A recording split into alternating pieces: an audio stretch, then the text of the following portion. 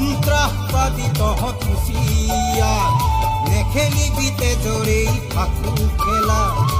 এই নিৰীহ জনতাৰ নিষ্পাপ শিশু ফুল কুমলীয়া বোলো শুনিছনে?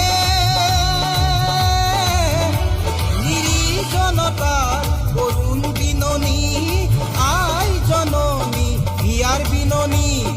ঘৰৰ ল'ৰা ঘৰলৈ উভতি আচোন কৰ খেতি বাতি। আজি মানৱ সমাজ মৃত্যু বিভীষিকাৰে আসন্ন, মৃত্যু বিভীষিকাৰে আসন্ন।